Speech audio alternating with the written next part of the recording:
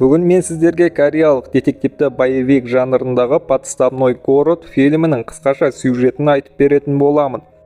Бейне басталмас бұрын лайк басып каналға жазылып кетіңіз. Бұл сіз үшін бірнеше секундтық іс, ал біз үшін көрсетілген үлкен қолдау. Ендеше кеттік. Квон Ю тәжірибелі геймер, оны барлық достары капитан деп атайды, себебі әрдайым өз командасын жеңіске жетелейді екен. Команда 7 адамнан тұрады, өзін қоса алғанда. Өмірде ешқашан көріспегенімен ойынның арқасында жақын достар. Бір жағынан оның шын өмірдегі жағдайы виртуалды әлемдегі жағдайына мүлдем қарама-қайшы. Ол бар уақытын интернет-кафеде ойын ойнаумен өткізетін жұмыссыз жалқау. Осындай күндердің бірінде оған біреу қоңырау шалады. Телефонды көтерген кезде таныс емес әйел сонда телефонын қалдырып кеткенін айтып, алып келе аласың ба деп өтініш жасайды. Алғашында келіспеген Квон $300 төлейтін болғасын апарып берейін деп шешеді. Үйдің ішіне кірсе, әйел душ қабылдап жатыр екен. Оған телефонды жоғарыға апарып қойып кете сал дейді, және ақшаның да сонда жатқанын ескертеді. Әлгі әйелдің түрін көрмей кетіп қалады. Келесі күні полиция келіп оны тұтқындайды. Сөйтсе, оған әйелді зорлап өлтірдің деген айып тағылыпты. Оның саусағының таңбалары үйдің әр жерінен табылған.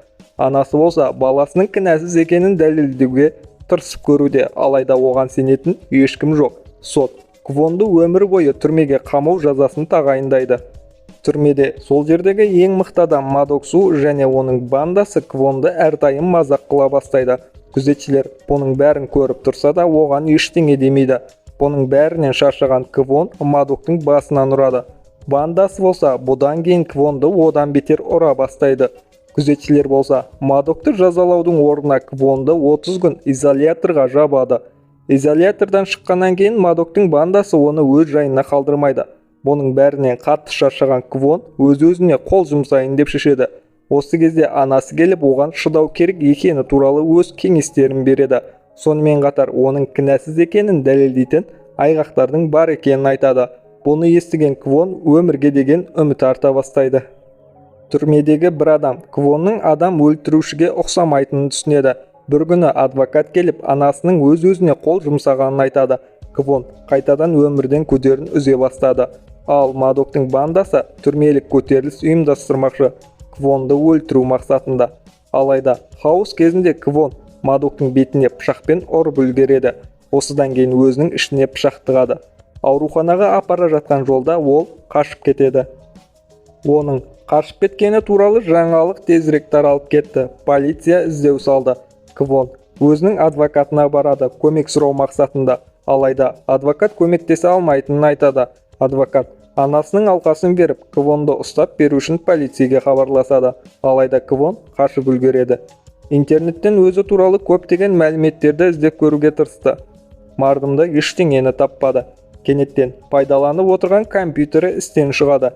Сөйтсе оны біреу бұзған екен. Есімі мистер Хайри. Ол Квонға көмектесу мақсатында арнайы бір орынға кел деп мекен-жай береді. Мистер Хайриді кездестірген кезінде таңғалысында шек жоқ. Себебі еркек шығар деп жүрген адамы қарапайым сүйкімді қыз болып шықты. Кейіннен тағы команданың 3 мүшесін кездестіреді. Олардың негізгі мақсаты Квонның кінәсіз екенін дәлелдеу. Сөйтсе, мистер Хайри көптеген осындай істерде ұқсастықты байқапты. Әр болған оқиғада ақ фургон болған екен. Осылай, ақ фургонның артынан аңдып, көліктер тастайтын орынға тап болады. Ол жерде костюмдегі адамдар күдікті бірдеңелер істеп жатыр. Квон арттарынан аңдиды. Костюмдегі кісілер қандай да бір чемоданды алып кетіп бара жатыр. Үйдің ішіне қараған кезде қан бөлмені тазалап жатқан көптеген еркектерді көреді. Квонның әр командасының өзінің атқаратын тапсырмасы бар. Мысалы, біреуі назар аудару керек, ал екіншісі интернетті бұзуға, ал бұның бәрін мистер Хайри басқарып отырады. Сөйтсе, әлгі чемоданның ішінде адамның мәйіті жатыр екен. Квонның тығылып отырғанын біреулер байқап отыр. Бұл осындай істермен айналысатын ұйымның басшысы адвокат. Алдын адвокатқа ірі компаниялардың басшыларының бірі хабарласып, қызның жасаған қылмысының дәлелдерін жойсын деген тапсырма берген. Сөйтсе, әлгі адамның қызы елдегі ең танымал актерді өлтіріп алыпты.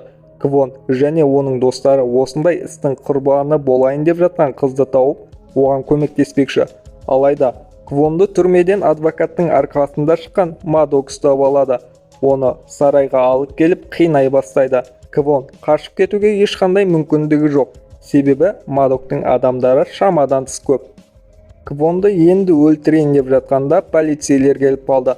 Бұның бәрін ұйымдастырған мистер Хайр екен. Осының салдарынан пайда болған хаостың арқасында Квон қашып үлгереді. Келесі күні Хайри тағы да жақсы жұмыс атқарады. Ол келесі Хурванның кім болатынын телефон байланыстары арқылы анықтапты. Қызға қандай да біреу анонимді түрде қоңырау шалады. Квон дауысты дереу танып қояды. Бұл Квонға телефонымды алып келе аласың ба деген әйелдің дауысы. Геолокацияны тексеріп қараса, адвокаттың офисінен хабарласып тұр екен. Толығымен тексеріп көргенде, офисте үлкен жоғары технологиялық құрал бар екенін анықтайды. Олардың құрған жоспарын Квон өзгертіп тастайды. Келесі күні полиция қонақ үйден актердің мәйітін тауып алды. Адвокат жоспарлағандай. Полицейлермен бірге журналистер де көп келіпті, себебі өліп жатқан адам танымал актер. Ең қызығы, сол бөлмеде кінәсіз қыз емес, ірі компанияның басшысының қызы, яғни нағыз қылмыскер отыр. Бұны көрген компания басшысы қатты ашулы. Неге тапсырманы дұрыс орындамайсың деп адвокатқа ұрсып тастайды. Квонды көргенде адвокаттың ашуы қорқынышқа айналады. Өз-өзін ұстай алмай Квон оны ұра бастайды. Сонымен қатар сервердің ақпараттарын көшіріп алмақшы. Кенеттен адвокат күле бастайды. Сөйтсе, Мадок Квонның достарын ұстап алыпты. Егер сервердің ақпараттарын көшіріп алуын күтетін болса, достары өліп кететінін ескертеді. Квон достарымды құтқарайын деп шешеді. Жарықты сөндіріп, Мадоктың адамдарын бірінен соң бірін ұрып жығады. Олар қашып кетеді. Алайда Мадок адвокаттың жоғары технологияларының арқасында олардың артынан түседі. Сонымен қатар Квонды адвокат таратқан жаңалықтардың салдарынан полицейлер де іздеуде. Квонда шығатын жол қалмайды, себебі барлық жерде оны полицейлер қуып келеді. Ақыры Квонды полицейлер тұтқынға алады. Осыдан кейін адвокат өзін өте бақытты сезінуде, себебі ол Квонды әлгі актердің өліміне кінәлі қылып шығарыпты. Кенеттен оның қуанышы қорқынышқа алмасады. Сөйтсе, Квон серверге салған флешка тек көшіруге арналған флешка емес екен. Мистер Хайри осы флешка арқылы серверді бұзып, ондағы ақпараттың барлығын өзіне көшіріп жатыр. Квонның бірнеше досы жаңалық түсіретін журналистер құсап келеді. Осылай, олар серверден алған мәліметтердің арқасында танымал актерді өлтірген ірі компанияның басшысының қызы екенін, ал оның әкесі істі жабу үшін адвокатты жалдағанын теледидар арқылы бүкіл елге жаяды. Сонымен қатар олар Квонды өлтірді деп айыптаған қызды кеңесші Пактың ұлы өлтіргенін жариялайды. Фильмнің соңында адвокатты тұтқынға алады, ал Квон болса өзінің өміріне қайта оралады. Егер осындай видеоларды жиі көргіңіз келсе, каналға жазылып лайк басуды ұмытпаңыз. Қоңыраушаны басып қойыңыз. Бұл сіздердің бізге көрсеткен қолдауларыңыз.